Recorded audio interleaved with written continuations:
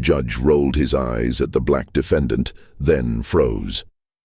When he realized who was in the gallery, the judge rolled his eyes the second the young black defendant walked into court. He thought it was just another troublemaker wasting his time, but then he looked up and saw a decorated U.S. Navy commander rise silently from the gallery. That commander, the boy's father. What happened next changed the courtroom forever. Please support us by subscribe, like, and share for more with activating the notification bell. Thank you. It was supposed to be just another day in courtroom 9B of the Fulton County Courthouse. Judge Raymond Aldridge sat high on his mahogany bench, robe freshly pressed, coffee half full, and patience running on empty. The docket was stacked, and he already anticipated delays.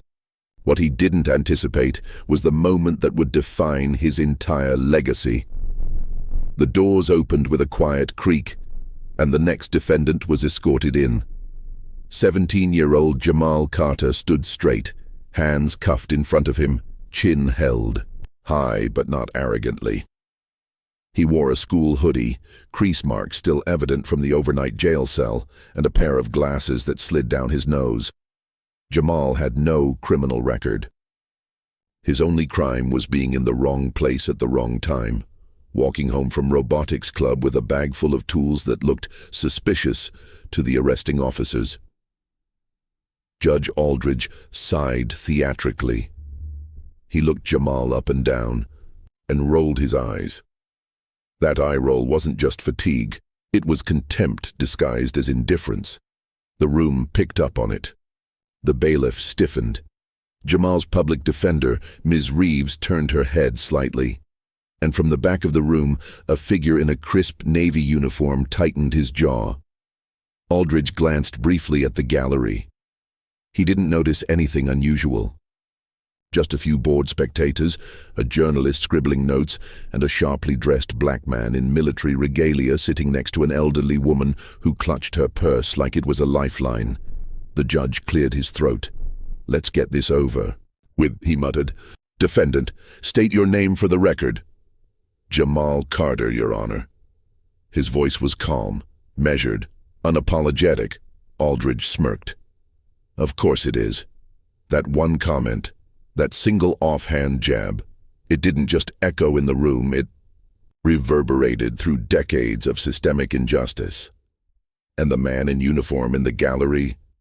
He leaned forward just slightly, because Judge Aldridge had no idea who he had just disrespected. Jamal Carter wasn't the kid the prosecution was painting him to be. Assistant DA Hall stood confidently at the podium, flipping through documents as if the weight of his evidence was unbeatable. "Ladies and gentlemen, the defendant was found near a vandalized electronics store with what appeared to be stolen components in his backpack, wires, tools, and, get this, a crowbar. He had no receipts, no explanation, and no ID on him." "That's a lie," Jamal whispered to his lawyer. Ms. Reeves stood.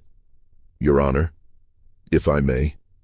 Jamal had his school ID in his backpack, along with a project proposal stamped and signed by his science teacher.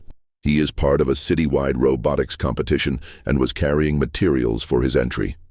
These are not stolen electronics. They are sponsored components issued by his school. A murmur stirred in the gallery. Judge Aldridge looked bored. "Let's move on." But Ms. Reeves wasn't finished. She motioned to the gallery. "Your Honor, present in this room is Commander Charles Carter, Jamal's father. He is a decorated Navy veteran who has served this country for over 20 years. He's here because he knows his son doesn't belong in chains." A silence fell over the courtroom. Judge Aldridge blinked. His gaze shifted, reluctantly, toward the gallery again. The man in uniform stood. He didn't speak. He didn't need to. His medals did. Silver Star, Bronze Star, a presidential citation. There was a storm in his eyes. A quiet one, controlled, but ready to erupt. The judge paled because he remembered that name now. Carter, not from the court files, but from the news. From commendation ceremonies. from a moment 5 years ago when Commander Carter had pulled 3 Marines out of a burning convoy in Afghanistan. This boy was his son, and Judge Aldridge had rolled his eyes at him. Outside, the Georgia heat simmered. Inside, things were boiling over. Ms. Reeves seized the moment. She moved toward the judge's bench, holding up a copy of Jamal's school transcript. "Your Honor, Jamal maintains a 4.3 GPA. He volunteers at the VA hospital, helps teach coding to underprivileged kids, and has already been offered a summer internship at a tech company. There is no world where this child should be held for trial as an adult." But Judge Aldridge had to maintain face. He shuffled his papers and mumbled something about procedure. He tried to act unaffected, but his eyes kept darting back to the gallery. Commander Carter hadn't sat back down, and neither had the elderly woman beside him, Jamal's grandmother. She raised her hand. "I know this ain't normal, Judge, but may I say a word?" she said. Aldridge looked caught off guard. "This isn't a let her speak," came a voice from the gallery. The journalist had stood now too, her press badge dangled from her lanyard.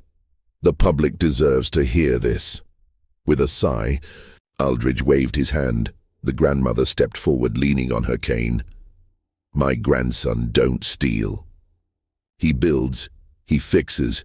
When my refrigerator broke, he made a temporary power circuit from scraps just to keep my insulin cold. That's what he do, that's who he is. He got arrested for being black and brilliant." The room was stone quiet. The judge swallowed. He finally turned to Jamal. "Why didn't you explain all this to the officers?" "I tried, sir," Jamal said, voice calm but firm. "They didn't listen. They told me to shut up before I even opened my mouth."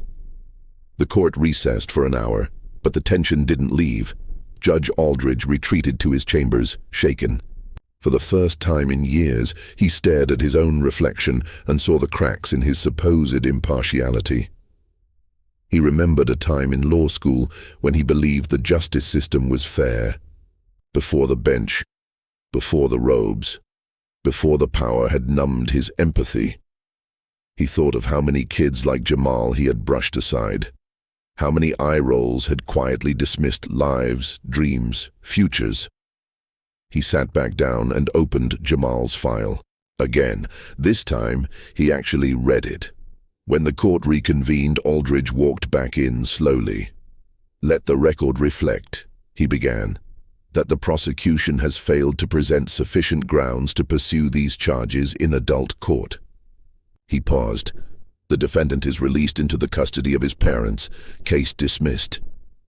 The gallery erupted. Jamal's grandmother wept. His father finally exhaled. Ms. Reeves turned to her client and whispered, "You did good, kid." But Aldridge wasn't done. He looked up, eyes softer now. "To the Carter family," he said, "I owe an apology.